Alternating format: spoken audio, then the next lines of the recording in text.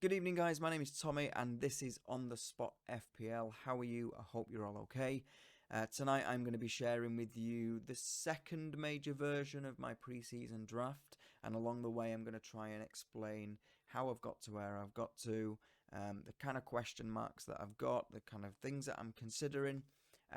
If you are listening to this on the podcast, then welcome and thank you very much for tuning in. And if you're watching this on YouTube and you do like what you're about to watch, then make sure you press like and subscribe as usual. So, should we just jump straight into it? This is my latest team. Pope is my keeper. And he is not a question mark. I'm going to stick with Pope. A lot of people are jumping on the Mendy train at the minute because he's priced at 5 mil. And you know what? For Mendy, that is a really good price. For Chelsea, for a Chelsea goalkeeper, I think that's a great price. I think he was 4th or 5th highest clean sheets last season. So he's going to score points. He's going to be great. But what catches my eye about Pope is Mendy scored 130 points last season for Chelsea. Nick Pope scored 130 points last season. So exactly the same points tally, but Pope did it in net for Burnley.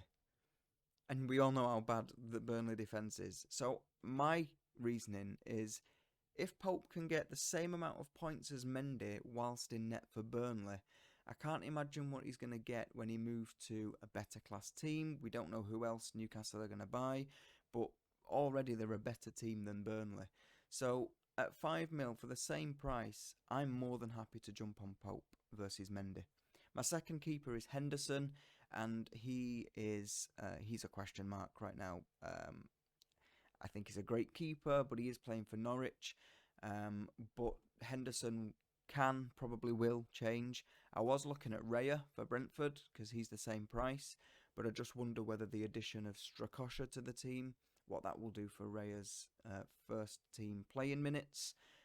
It might be that it doesn't do anything at all, but there's just that doubt in my mind, and I can't really see anyone else that catches my eye at 4.5. There are some really good keepers in there, Pickford and things like that, but I think I'm pretty set that Pope is going to be my main keeper for the season. And yes, I want a decent alternative just in case Pope has one of those incredibly difficult games. Henderson does feel like a good fit at the minute, but there wasn't really any logic behind it other than I know he's a good keeper. The fact that he plays for Norwich is a massive question mark, though. But that is completely up in the air. Hopefully by the next draft, I will have a cemented second keeper. So, my defending line at the minute, I've got Cucurella, Chilwell, Robertson, Nico Williams, and Trippier. So, Chilwell and Robertson, for me, are cemented in for the time being. And I had the age-old question of Chilwell versus James, and I've opted to go for Chilwell. They are both the same price, or maybe James is 0.5 higher. I think, I don't know, they're there or thereabouts. And Chilwell was unlucky last season to get that injury that he did. But I remember Chilwell was nailed on every week, apart from the first couple of games of the season he missed out on, but he was nailed on every single week. He can cross, he can score, he can defend. And I seem to remember towards the second half of last season, even though James was fit, sometimes he didn't play. He was part of the rotation. And that raises question marks for me. Chilwell is by far the best left back in the team. And I really like him. And again, with the additions of Koulibaly to the Chelsea defence, I think their defence is going to get a lot stronger. And that was basically my logic behind Chilwell and James. For me, Chilwell is a lot more nailed on. Robertson, I've gone for Robertson as opposed to TAA, and I said it in the last video that I think between Robertson and Trent, again, their points are going to be there or thereabouts, and Robertson is 0.5 cheaper, so he allows me to invest a little bit more. Trippier, I really like. He's 5 million. He's going to be back for the new season. I know that he was out for a long time last season. He's going to be back. He's going to be on corners. He's going to be on free kicks. I'm really interested to see what Newcastle do this season, and he is going to be starting every game. So he's the logical choice for me. Newcastle have got some really good opening fixtures as well, so Trippier is in there. Cucurella, I explained in the last video as well. I think he was 4th highest points for bonus points last season. Plays for a decent squad. He's 5 mil. He's a guaranteed starter for Brighton. The only question mark is if he gets that move to City. I don't even know if that's still on or not, but I know that there was talk about him moving to City. If that does happen, then I suppose I'd want to see whether he starts for City. But again, with the imminent leaving of Zinchenko over to Arsenal, then you've got to wonder whether he might go straight into the City team. I think if Zinchenko does move to Arsenal and Cucurella doesn't move to City, then I might be thinking about Zinchenko, because playing for Arsenal, he's almost certainly going to be playing a lot further up. He's probably going to be playing more of a left midfielder position, and at 5 mil, he's a fantastic player. So that's that. And then Nico Williams is a cheap bench player. He's pretty much guaranteed to start. I'm not planning to play him very much unless there's some major injury or something like that, and I don't feel like a transfer is appropriate that week. So that's my defence. And then in midfield, I've had a bit of feedback on Instagram and TikTok this week that my midfield seems to be quite weak, and I think that is because you can see, or those on the podcast won't be able to see just yet, but you can see that my front line is quite heavy. So my midfield consists of Luis Diaz, Kevin De Bruyne, Andreas Pereira, Bruno Gomes, and Sinisterra. So Luis Diaz, I don't think needs any explanation. He's 8 mil. He's pretty much going to be starting for Liverpool, probably on the left side where Mane was last season. Diego Jota's out, or is struggling at least. So for the first couple of weeks at least, I think Luis Diaz is going to be nailed for Liverpool. He's an 8 million midfielder. He's got goals in him. He's got assists in him. This is the start of his second season. 1.5 seasons in the English Premier League. So I feel good about Luis Diaz. I feel good about what he's got to offer. Kevin De Bruyne doesn't need any explanation. It was a toss-up between him and Salah. And I think I'm 80% on De Bruyne because I want a Manchester City attacking player in the squad. And I think De Bruyne is the perfect fit for that.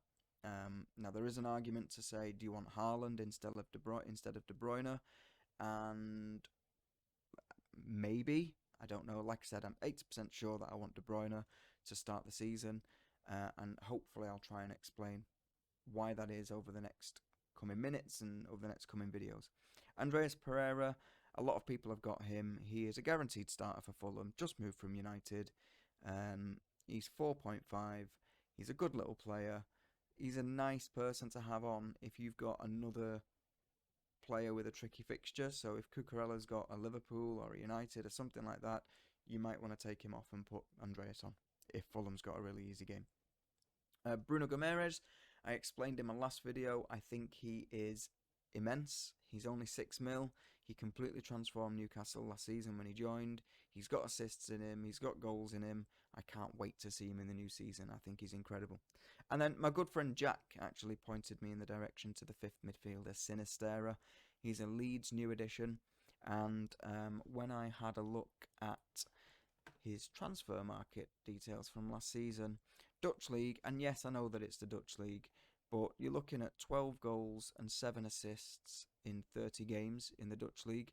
So even if that translates to, I don't know, 8 and 9 goals or 10 goals and maybe 4 or 5 assists or 7 assists or something like that, that's still a good return. And Leeds have got some decent fixtures, actually. So if I have a look at his fixtures here, you know, he's got Wolves, then Southampton. Yes, he has a Chelsea game, so he'll probably be benched for that. Then Brighton, Everton, Brentford, Nottingham Forest. So he's got a good run of 4 between game week 4 and game week 7.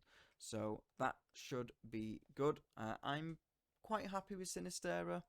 I've got no plans to really change him unless something drastic happens over the next couple of days. But I quite like that. And then my front 3 of Gabriel Jesus, Harry Kane, and Anthony Martial. So Gabriel Jesus, I explained it in the last video, just moved from Arsenal to Manchester City. He's only 8 million. There's no way Arsenal are going to bench him. He's been cracking them in pre-season, so I know that pre-season is pre-season, but you can tell that he's feeling good. He's 100% in my team. I think I don't think there is any scenario in which I don't start with Jesus. And then I've got Anthony Martial. He's 7 million. And again, he looks up for it. And a lot of people are scared because he doesn't pull his weight. They're scared for his minutes. But there's something about him. I think it feels like he's got his mojo back a little bit. And I don't know whether when Cristiano comes back into pre-season and into training, whether that will change things and whether that will change how United line up. And if it does, then obviously I'll make the change. But if Martial can start and he can get regular game time, I think a lot of Martial is about how he feels valued in the team and whether he feels like he's been treated correctly. And if he is, we've seen what Martial can do in previous seasons. He can be immense. So I'm hoping that that can be the same. I'm going to keep an eye out on pre-season and see how he plays, see how he gets treated. Well, not how he gets treated, but how he fits in with the squad and his kind of body language and stuff like that. But I'm feeling quite optimistic about Martial. And then it's already quite an infamous question for everyone at the moment. Do you go with Kane or do you go with Haaland? And I honestly don't think there is going to be that much in it. They are both fantastic players. It's not as if you're saying, do I go with Haaland or do I go with Callum Wilson? Or do I go with Kane or do I go with Mitrovic? It's either Kane or Haaland. Both of them are going to be up there for the Golden Boot. I must admit there is a little part of me that's thinking City's opening fixtures look too good to miss. And there is a part of me that's thinking, do I want to go with Haaland and De Bruyne? But one of the big things that is catching my eye with Kane, I wonder what his ownership is today. Okay, so his ownership is 19.1. So when I made my last video, it was only 16%. So he is moving up a little bit in his popularity. But that 19% for a full-on premium attacker, if he does well at the start of the season, could move you a long, long way. The thing that I'm scared about, though, is if you're not on Haaland and he's got an ownership of something like 70% or whatever it is, then you could lose a lot of headway if you haven't got Haaland. So he is probably... I'm quite happy with Kane. There is a slight niggling doubt. I don't know whether this is just pre-season nerves, but there is a slight niggling doubt that maybe I want Haaland instead. But having said that, Kane has been looking good in pre-season. He's a fantastic player. Conte's made some additions which should hopefully help him along. And yeah, that is my... It's not, I was going to say my starting 11. That is my full 18, is it? 15. So it's... I think I'm done for this second draft of my preseason team. I think my main question marks at the minute is Henderson, is looking at Martial, and possibly Sinistera Cucurella. And I'd want to take a deeper look in to see if there's anyone else that gives me a little bit more value, or whether there's any transfers happen over the next couple of days that is likely to give me any more value. Some people that I'm looking at, Christian Eriksen, 6.5. I think it depends on how many minutes he gets and how effective he is. Now, Erik ten Hag said this afternoon that when he plays him, he expects to play him in an attacking midfield position, which is inevitably Bruno's position. And I don't see Bruno getting subbed to the bench for Christian Eriksen. And I think even if Ten Hag did play Eriksen deeper, he perhaps wouldn't be as effective. He's not likely to be on free kicks because the likes of Ronaldo, the likes of Bruno are there, Rashford as well, although Rashford's lost it a little bit over the last couple of years. So Eriksen is pretty much a no to me just yet, unless I start to see something different in the first couple of weeks or in pre-season, something like that. And then the whole question mark around Cucurella, Zinchenko, whether I could drop him down maybe to another 4 million, but then you leave yourself open on the bench to some really, really rubbish players. But that money could then maybe upgrade Sinistera to someone like Grealish, Foden, someone of that ilk. So that is my starting. That is my starting 11, my squad, and that is my second draft for pre-season. Let me know what questions you've got. Let me know what comments you've got, what feedback you've got, what you think I could change. But that is me, and that is where I'm up to. Like I said, guys, if you did like this video, then make sure you press the like button and subscribe. And again, if you've tuned in on the podcast, then thank you very much for tuning in, and stay tuned for my next video. You can find me on Instagram, you can find me on TikTok and on YouTube. All of it is On The Spot FPL, one word. Until next time, guys, I will see you soon. Take care.